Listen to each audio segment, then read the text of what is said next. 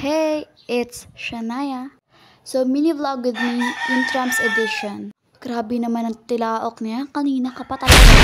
So, itong Intrams na to, grabe ng 28 pa to. And kailangan ko na voice over, September 6. And September 5 ko na edit. Kagabi lang, oo. Nakakatamad kasi mag-edit. Inis talaga ako sa mga tilaok ng manok na yan. Mamaya tinulak talaga kayo sa akin panghanda. So, kaya ako na nga pala to inedit kahapon. Sinipag din ako. At hindi lang yon, kaya ako din inedit. Kasi, magva-vlog ako mamaya sa birthday ko. Kasi September 6 na ang birthday ko yung Sabado. Grabe naman ang tila ko na. Inis na ako talaga mag-voice over talaga.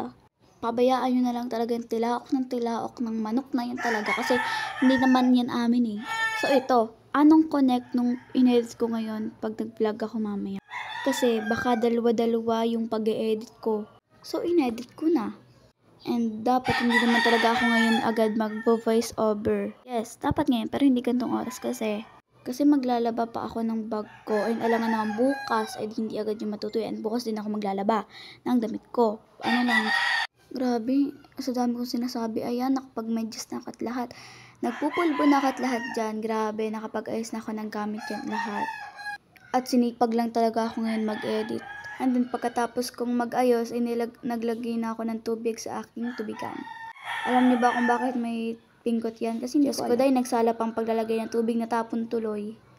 So, naiinis na talaga ako sa mga tilaok na to. Paano ba naman ako makakapag-voice over ng maayos na ito kung tilaok ng tilaok? Sinipag nga mag-edit at mag-voice over at pakaingay naman. Pero ayan, sa natapong yan, pinunasan ko na paganyan kasi may nilagay naman ako dyan basahan para doon na lang siya mag-go on sa basahan. Mag-go on! And ayan, tinanggal ko na nga pala yung nilagay kong ice cube. Ice cube? Cube ba yan? Bilog nga eh. And basta yan, tinanggal ko na yung mga yellow dun sa lagayan ko ng ice. And then naglagay na ako ng yellow dun sa may tubigan ko. 3 beses naman talaga ako naglalagay ng yellow sa tubigan ko. Like 3 scoop baga. And pagkatapos ko nga palang maglagay ng tubig, ay nagpapayod na lang din agad ako sa tikayan, asawa na pinsan ko.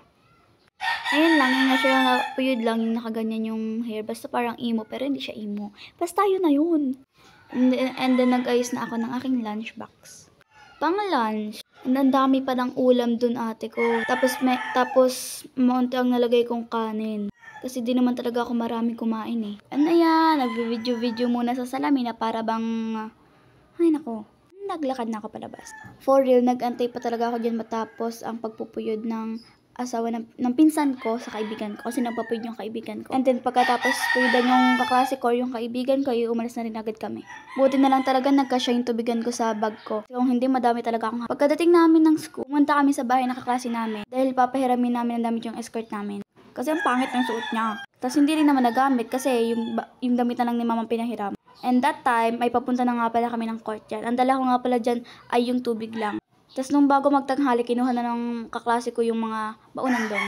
And ayun, nagbe-video na nga pala ako dyan. Buti talaga nakapag-video ako dyan. Kasi kung hindi talaga, ay naku na talaga.